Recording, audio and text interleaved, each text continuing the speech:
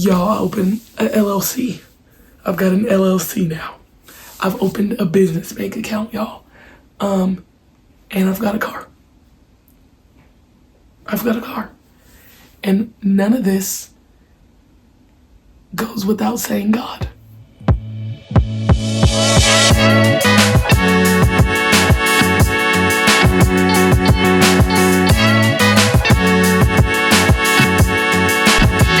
What's up, y'all? Welcome back to another episode of the Kyrique Rashid Show. I'm very happy you've decided to come back for more. So what's up? This is the first time I've really opened my mouth this morning, and I thought my voice would be back by now, but shoot. So I'm trying my best. As you can see, I have on some Chosen Hoops gear because it is game day, and I am not going to yell. We've had practice this week, and I've tried not to yell, but shoot. And one of the practices, I was coaching by myself, and there was like 20 boys there. So what do you expect for me to do? What do you expect me to do? I bring my whistle to help, but I'm still fucked up, y'all. I'm sorry. But it does sound worse, actually. I talked to Nina. She said, "Why does your voice sound worse?" And I said, shoot. One of my parents told me to gargle salt water, and I was doing it for like 3 days. So, anyways, what's up? Is this voice still? I hope the Lord is not taking my voice box away. We need that. What else is up? The Lord has been blessing me. Life is good while simultaneously being tired. I think I went to bed before midnight. Maybe like before 11:30, and I woke up at 9:30 today. That's how tired I am. But we keep on moving. Yeah, we're just living life. But what I want to talk about today is when God wants to bless you, you gotta let him bless you. When God sends people in your life to bless you, like, you gotta let him bless you. That's what I just been thinking about in the midst of everything that's been happening for me. And that's what I want to talk about, God's blessings. So what happened is we're gonna take it back. We're gonna do a little bit of when I was growing up, we had to get it out the mud. But since we're talking about God blessing you, I want to focus on that part of my life along the way. So I have had help in every stage of my life. And if I didn't have any of those, helpful measures from people or places or anything, then I wouldn't be where I'm at today. And yes, we got out the mud. Yes, life was hard, but there are very integral figures in my life, or like at those specific stages of my life, who aided in my success, who looked at me and thought the world of me before I even thought the world of myself. One that's coming to mind is like when I was in high school. His name is Senior O, and he was my Spanish teacher. And actually, I think like last year I went to go visit him in his one son, maybe both of them. Yeah, both of them actually. One of them was playing soccer and the other one was sitting there and vibing. And like, I think I have a picture, so maybe I'll insert the picture. But there was a point in time in high school I was going around to like fundraise or whatever. And I just, I don't know. I went and I asked him just like I asked everybody else. And I didn't expect for like much or anything. And also, I didn't want to ask people for stuff either because, I was taught not to ask people for stuff really. And when I did it, it was a vulnerable position for me. Not just because it was like, oh, like this is a team fundraiser, but it just felt like it was coming from me. I think it might have been directly for me, and he gave me, I don't even remember the amount, but it was a good amount of cash on hand, and I started to cry on sight. Now I was more of a crier back then, but I'm like, oh my goodness, like he's giving me this stuff. I was just really emotional about it. I'm thinking about sports, literally basketball. And part of the reason why I chose basketball over volleyball is because of the amount of access and aid people, gave me. I made it back in the day. I would make it very blank, very clear. If I gotta pay for it, I can't play. I would just go up to them, like my volleyball coach, she'd be like, can y'all, like possibly, like, I said, we don't have no money. And I wasn't being funny. I was dead ass, y'all. I was like, we don't have no money. So like, if you ask us to buy the shoes, backpack, whatever, we can't do it. And we're like, we can't pay for nothing. It's just simple as that. So like, and it's not that I was threatening them per se, because I don't feel like I was like just that good at the sport, but I was one of the best. Don't get me wrong, I was one of the best, but like, I would just say that. I'm like, we can't do this, so I can't buy this. We can't do it. And then, scholarships to help me get this, to help me get that. And that's how it was for volleyball. But then like, when it came to playing club volleyball, and then when we talk about like race in sports, like volleyball, or like the rich sports like a golf, a tennis, hockey, like the stuff where you have to have hella equipment and people need to buy the special stuff, like that type of vibe. You know what I'm saying?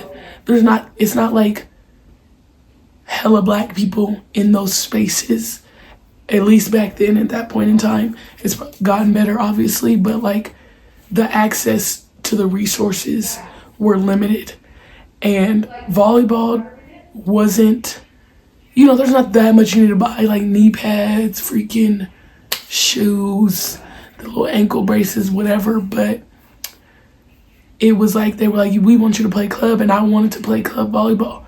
When I started in middle school, and volleyball was my first sport, everything was given to the team. So I went to a charter school. It was a majority black school.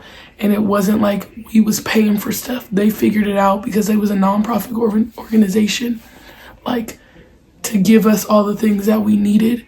And that when I went to high school, which was a public school, majority white, it was different. Like, that's what I first was introduced to it as. And then when I went to high school, it was like, oh, I expected for this to be the norm, but it wasn't. So then when it was time to play like AAU or club volleyball, it was like I can play because there wasn't nobody, I didn't have as much help in that area. Like I couldn't buy the stuff. I wasn't gonna be able to go on trips, like all that type of energy. So it was like, I didn't play. And then basketball came around and people helped me. I was a scholarship player on my AAU team. As far as the gear and all that stuff, parents, whoever was behind the scenes, thank you. I know my coaches for sure. Shout out to Lisa. I know my coaches and all that. Like, they were a big part of it. But, like, I'm pretty sure there was parents because it was in the suburbs of Oregon, West Lynn. And, like, they made sure they took care of us. Like, we got to spend the night at their house and sleep over if we knew we had to go to practice the next day. And then it was just like they provided more of a resource, more of an access. So I drifted towards them. And this is just another example of people helping me out. You know what I'm saying? People really invested in me and what they saw in me. And mind you, I wasn't really jack shit at basketball skill wise. Heart, I got the heart, right? The effort, the energy, the hustle, I had all that, right? There was a certain spark that it gave, but the skill, I didn't have it, but people were willing to help me. So that was another blessing. That was another example of God sending people in my life to help me. Then we could talk about my godmom, right? Obviously, we're not blood related. She was my teacher. She's my teacher. I was part of the TAG program. OGs know, talented and gifted. You know what I'm saying? Talented and gifted. Am I talented and gifted? Yes. But like, you know, they got a little stuff going on. Because yes, I was smart, or I'm smart, right? But it was a lot of, you know, there's politics surrounding that. But as far as me being smart, it was just that I tried hard in the books as a coping mechanism to not focus on anything else. So that's really what it was for me. And then when I would get in school, I was outgoing, but I also was very reserved in the classroom. I would just like think first. I wouldn't be just raising my hand all the time. And my godmom was another one of those examples where God wants to bless you. And she talks about her side where God blessed her as well. But from my point of view, I was at a hard place in my life and I didn't have a figure, a parent figure, a mentor, or whatever in my life to really, you know, hone in on me and who I was and build me up in that way. I was just in a means of survival. So when she came into my life, she was one of those people. She would take me to all my tournaments, all my AAU tournaments, because my mom wasn't, my dad wasn't. And at that time, I don't even think my dad was really sold on the basketball thing. But for me, I was like, this is my way I'm gonna get into college. So some gotta shake. She would take me all the way out to West Lynn every time. She was going to church heavy. You know, I was going to church too, but when I had the tournaments, she was taking me, feeding me, like all the stuff. Being that person, that integral part in my life at a critical point in my life that God sent her to be one of those figures to really help me out. So I'm thinking about that too. And then just like, we could go like even on a lesser level, like in college, right? In college, I talk about Calais. There was a few other like older girls. I always drifted to the older people. Like my friends are older. I don't have many friends who are my age per se. Just because it was a certain demeanor, certain way they went. So when I came into campus, I was like low-key bad. You know what I'm saying? Yeah, so I was low-key bad, right? I worked hard, but then when it came to conditioning and stuff, like, I wasn't fucking with all that because I'm like, okay, whatever, she can't beat me on the court. And Calais was a bit insane and, like, competitive in all of her mannerisms, right? Anything that's around basketball, running, conditioning, lifting weights, playing basketball, anything, whatever, she was competitive at that. And then, like, just, like, going to the gym. It was just, like, a thing. Like she wouldn't like describe it as that, but for me, I would describe it as she took me under her wing, and I just rocked with her ever since because I was like, oh, she's a little bit insane. I'll never forget. There was a time in college we were running, I don't know what we call them these days, but we was running suicides on the minute, okay? And we worked our way up to like 12 on the minute. And one week, and I have like a blood condition that I didn't know at the time, where I would like choke up and throw up or whatever at college. I didn't make any line. I didn't make any one the week before. But it was also like hard because I was emerging as a leader as a freshman, mind you, as one of the leaders as a freshman. And like, you can't be in the back. You know what I'm saying? If you're gonna be leading a team type shit, you know what I'm saying?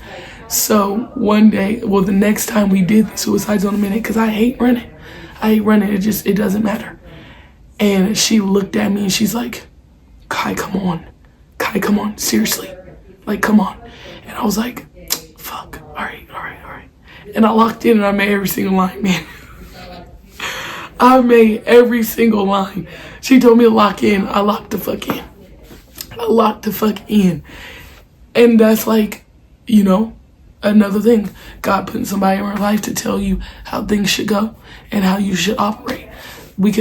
I'm bouncing around. I'm just thinking about them off my dome. High school, right? When I started really taking basketball, and I, you know, if I'm gonna do something, I want to get better at it, but also coping mechanism, whatever I could figure out to do to not be up at home, I would do that. So in the midst of me, like, I would just do shit. So I started working out with Nina and her dad, maybe, I don't know if it was freshman or sophomore year. I want to say sophomore year.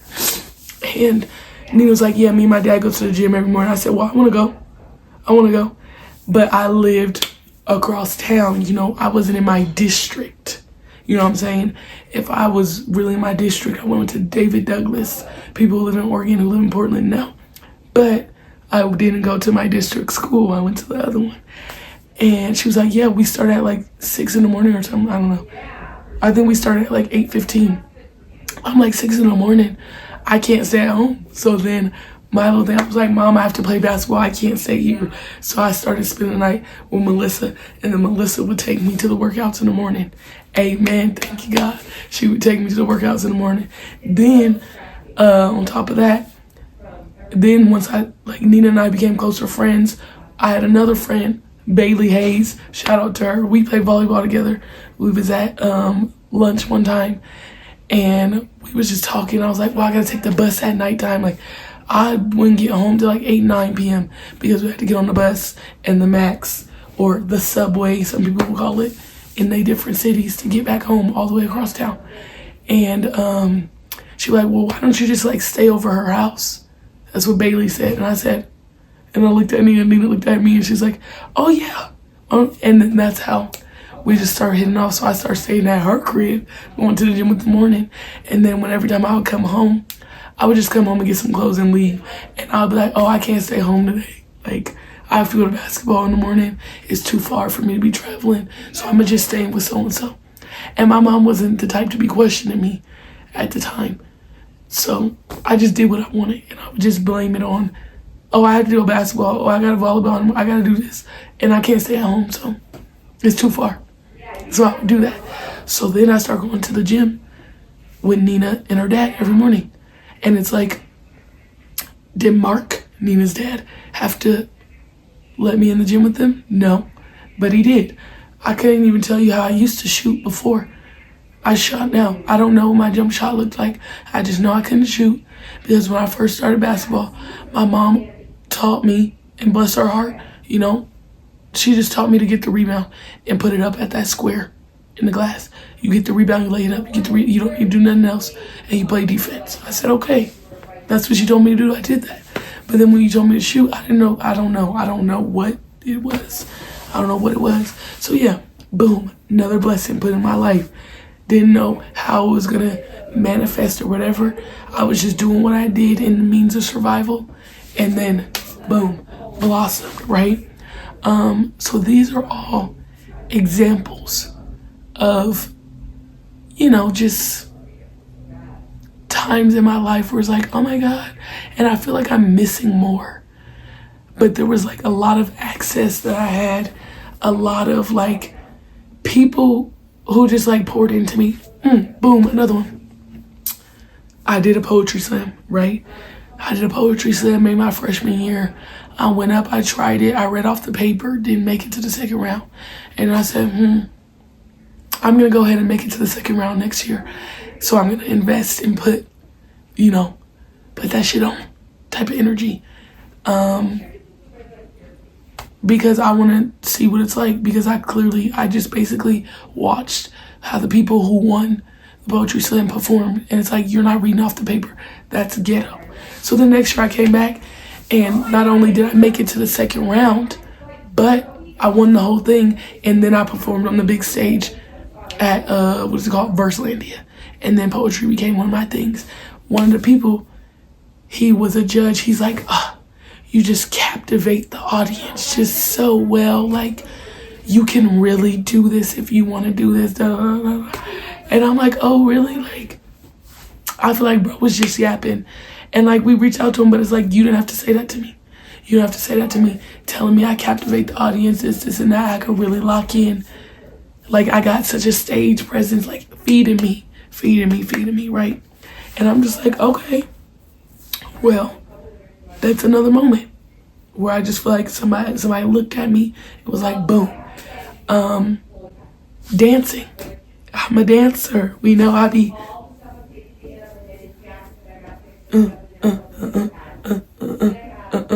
Anyways, I be dancing, right? Dance class, my senior year, I decided to do like 20 dances out of the whole thing. I was backstage changing fast for my next thing, remembering this 20 dances, whatever, doing contemporary, doing dancing in the hills, of course hip hop, because that's my jam. You know what I'm saying? Did a little bit of crumping here and there.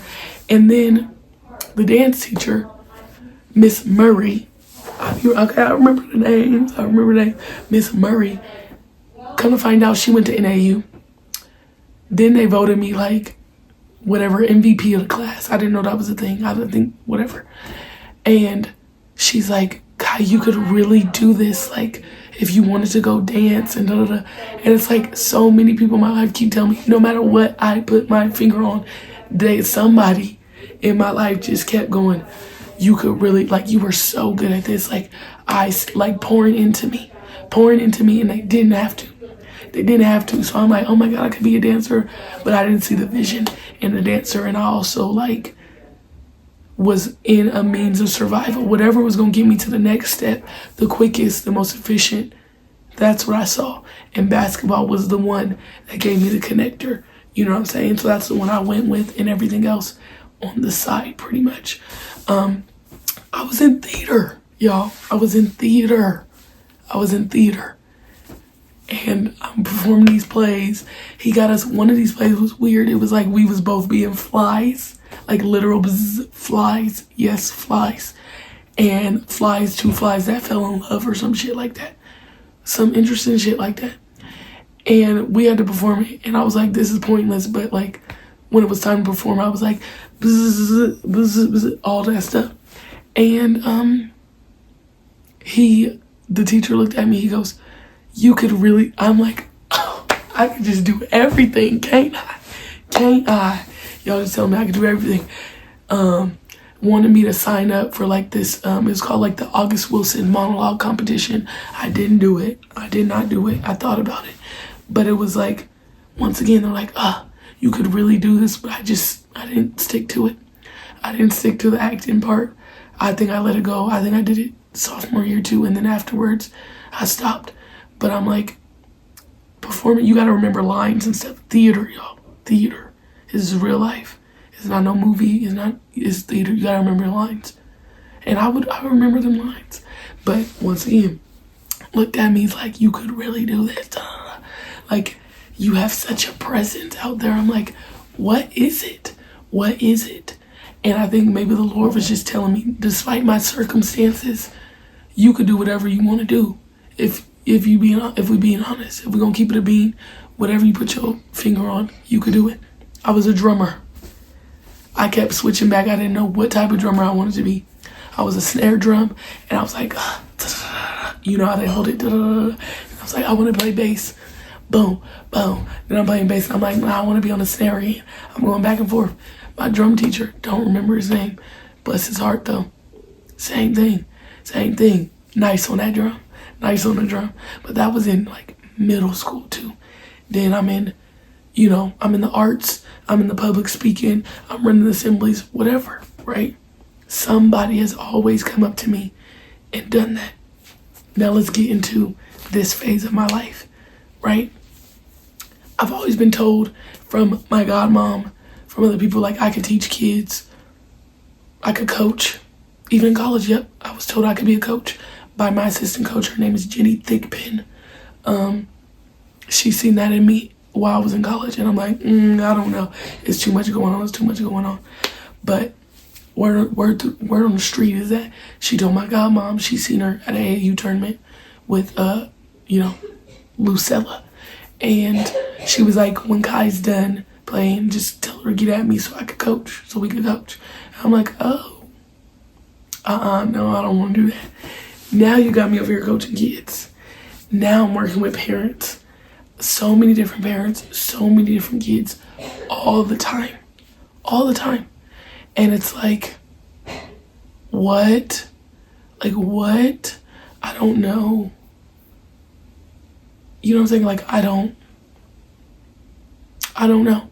And my godmom always told me I could be a teacher and all this stuff or whatever. And we talk about me being a speaker, public speaker, whatever, all this stuff. This, once again, these people are continuing to pour into me. This is mostly like the parents. And, I'm doing this with Calais. And it's like, she called me up and was like, bro, we could really do this. She thought of me. Once again, pouring into me. And me and Calais were talking one day, and I'm like, we talk about our circumstances, and we both had a sense of like, you just got to figure it out. You're going to go ahead and have to figure that shit out. But Calais was more of, yeah, I'll just ask people, like, if I need a ride, I'll go and be like, can I get a ride? Versus me, I was more reserved. And I didn't want to ask for nothing. I would just figure it out on my own. And she doesn't have a problem asking people and like reaching out for her resources versus me. I would just be me, but very quiet, very timid. And people just like would look at me and see something. And that's how I feel like similar now. But what's different is that this time it's not that I'm being timid, but it's like I'm fully me. And I'm not like doing anything outside of myself that to me would seem like extraordinary. And these days I have so many different parents thanking me for coaching their kid, thanking me for the style of coaching, how we pour into the kids, whatever, across the moon. And it's like, I wish I could see how they view me from their point of view. Because sometimes I don't get it. Like, yes, I think and I know that I'm all that in a bag of chips, right? But when I'm just going through the day and I'm just being me and I'm just rocking out with the kids and I'm just doing me. I'm not doing anything performative or because I know the parents are watching. A lot of times when I'm doing stuff, I forget that they're there. And then I have to reel it back in.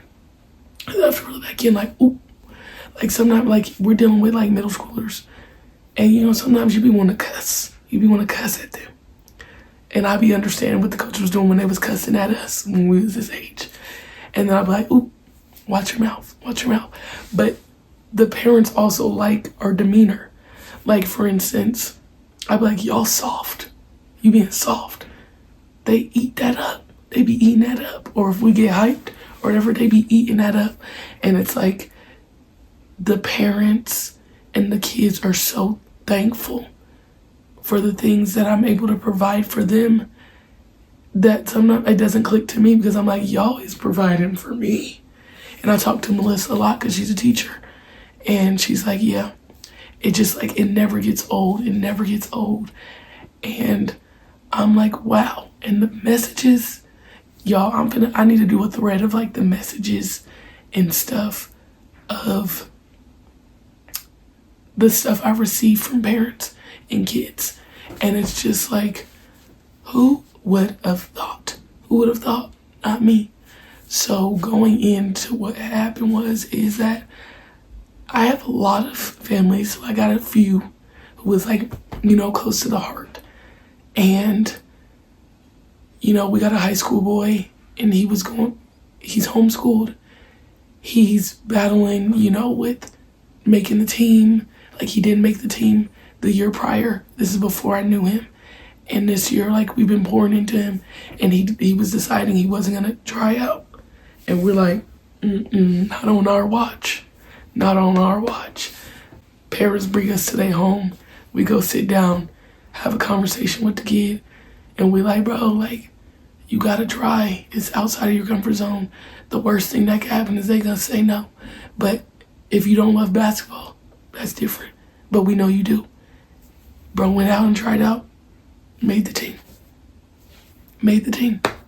You know what I'm saying? So it's like, what's going on? And then the messages from that, thank you so much. Like, da da da, blah, blah, blah, blah, blah. Boom, boom, boom, boom, boom. Another family. One of my special. He like my little brother, like my son. Okay, I be calling him my little son, my little brother. I work out with him one-on-one. And me and him got a little, we be beefing. But at the end of the day, it's all love. It's all love. We be beefing. And he's gravitated towards me. And I've gravitated towards him. And he just, there'll be a few times he be acting out. Like he be getting smart with me. And I'm like, hey man, you good. Like one time he got smart with me during the game. I said, all right, you got it, bro. Didn't play him for the rest of the game. After the game, I was like, what is you talking to me like that for? His folks is watching me. Get on him. And I'm like, because also you just forget that they're watching, and then it comes back or it reinforces that they're watching when the messages come and they're just like, thank you so much for what you do. And I'm like, y'all, I'm just being me. I'm just being me. I don't know what exactly that I'm doing per se, but in the prayers to God, it's like I pray that I'm being a good person in their life. I'm being someone who's empowering them in their life at a young age, that they can look back and be like, this person really poured into me. If those are the prayers I'm asking for, and these are the blessings that I'm receiving from the people, the blessings of thanks and, investing their kids in me, prayers are answered, right? Got another family, y'all. Got another family. And mind you, all these families just think the world. I think when I was first introduced, like, after all the parents were wanting to talk to me, like, oh my God, I love your energy. I love the way you coach. Oh my God. I'm like, thanks. Because this is just how I act.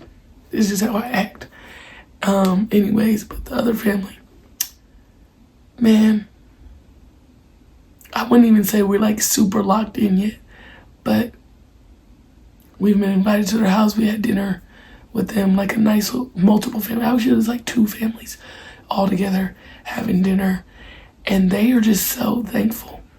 And a lot of times, if we're being honest, we live in the burbs. We're dealing with people who, when you think of monetary value, who are way higher than us, and then they look at us with so much gratitude. It's like, what can you give somebody who seems like they have it all? And that's what I think about when I'm working with them, and they're just so thankful that we're working with their kids and the things we're trying to do, and even like how we're stepping it up. It's like, what? But y'all got everything. Y'all got money. You got everything. What are we doing for you? And then you really just think about it, it's like, I just want to flip the camera. Like, if they could make a movie from their perspective, that's what I would like to see. So I say all that to bring you to this point. The Lord has blessed me with more people now who have continued to invest in me. And that investment has led to obviously lots of opportunities with working with kids. Like, y'all, I opened an LLC. I've got an LLC now. I've opened a business bank account, y'all. And I've got a car. And none of this goes without saying God. Because what do you mean? What do you mean you have an LLC, you got a business bank account, you have a car? And all these things couldn't have been done without the people who have helped me. When I tell you, when me and money, we got a weird relationship. I don't know. You can't tell me nothing if nobody helped. If Tori, Kalay's mother, didn't help me with that, it wouldn't have been done. I'm telling you, man. It's the investment that's been poured into me. It's like, how you do that? If I didn't get help with that, it wouldn't have been done. You know what I'm saying? The car. Now, I'm gonna tread lightly when I say this, but God just be doing stuff. He couldn't have written it better, because this is something I've talked about since I've graduated high school. I've always been in this like weird state of like, I'm not in a stable life. I bounce around like, what's the best thing to do, to lease or try to buy a car, this and that. Always talking about this goddamn car. Every time I'm at home, I need a car, And now I own a car. I own a car. OWN, I own it.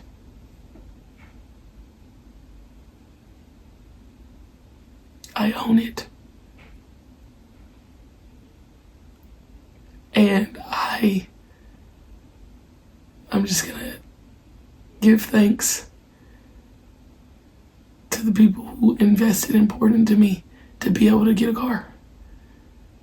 I've never owned anything to my name in my life. I never would have thought I would have been able to own a car at my age, at 25. I never thought this would be an option. But when God puts people in your life, puts things in your life that access those resources, the people who believe in you and who pour into you, you gotta let him do his thing. Because like I said, when I was younger, I didn't want to ask for help. I didn't want to, you know what I'm saying? So there was a resistance there. There's always been a resistance of me accepting help and just going with the flow. And it's like, yeah, God do stuff you can't believe, but like, let's also remember, he's not ordinary. He's not normal. And so weird, extraordinary, unnormal things happen. Strange things are gonna happen when you believe in him. And I do. And these things keep happening to me. So what happened was, and I'm just gonna take this time to really, I just have so much gratitude and thanks and appreciation for what's happening in my life right now, and for those people who believe in me. And it like hits different now. There's a different internalization that's happening now with the confidence that I now have in myself, right? There's a difference. Back then I'm just like insecure, don't know what I have in me yet, not really understanding, just doing things in a means of survival, and I'm not doing things in a means of survival anymore. So it just hits a little different. And these days I'm not much of a crier, but maybe I should like crop some tears on my face, because I do feel that. Like if I could cry, I'd cry right now. If I could cry, I'd cry right now. You know what I'm saying? And those are the things that happen. So all those people and all those parents and all those families, it's like God sent those people to bless me so that he can bless me. So you just gotta let it happen. There's no point of fighting it. And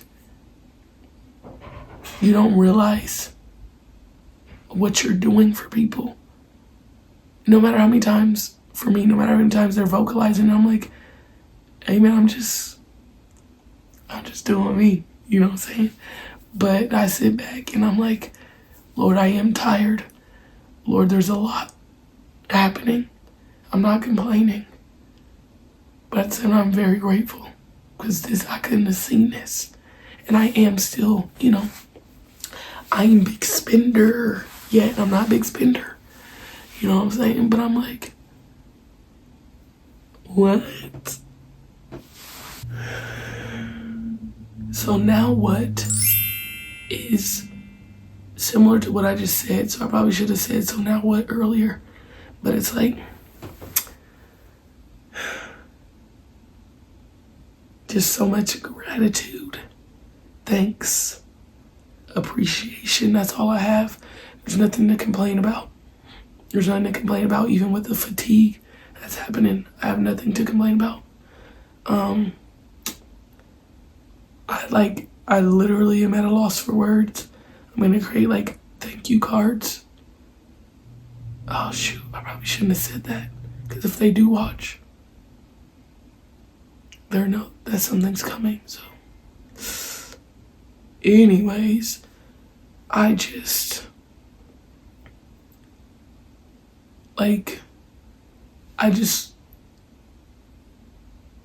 the investment in me throughout my life has been like, it's been like a thing that's been playing in my head.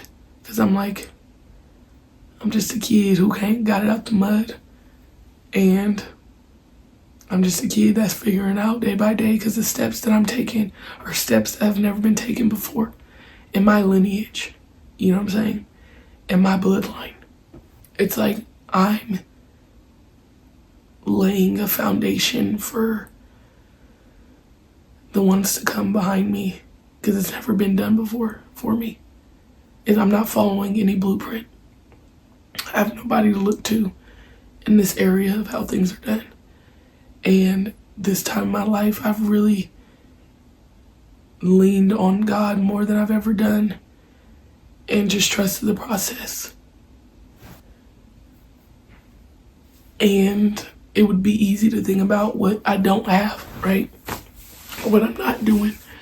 Would I love to be hooping overseas right now? Yeah, 100%. Would I love to be in my own apartment right now? Yeah, 100%. Would I love to have more money in my bank account right now? Yeah, 100%.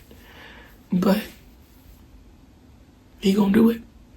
So I just continue to believe that everything's gonna work out for my good, because it has been. And the things I worry about, money, stability, lifestyle, hoping overseas, I just continue to give it to God, and I go through my days not thinking about what's not had, but what's right in front of me. Because a lot is in front of me. And it's amazing. It's amazing, y'all. And I'm just continuing to, follow to the best of my abilities the story that God's writing, and leaving it at that. Yeah, y'all, so wow. I'm at a loss for words. A lot is happening for me, so there's no point in thinking about what isn't happening. You know what I'm saying? That's really it. That's all. So I have a question. What is an unusual story that's happened in your life that could only be attributed to God? Because that's all I got for you. My whole life pretty much can only be attributed to God. All those other stories that I just tried to talk about can only be attributed to God. Now that I've matured and gotten older, I can really understand where those things were coming from. It was like, this happened, I'm not understanding. And even when I don't understand, the one thing I can understand is that big dog. Then what are you grateful for? We're talking about gratitude. What you grateful for? And then final question, how have you let God bless you lately? Don't fight it. You just let it happen. You keep it pushing. That's it. That's all. Thank you for rocking with me again. Hopefully next week my voice will be back, and I appreciate everybody.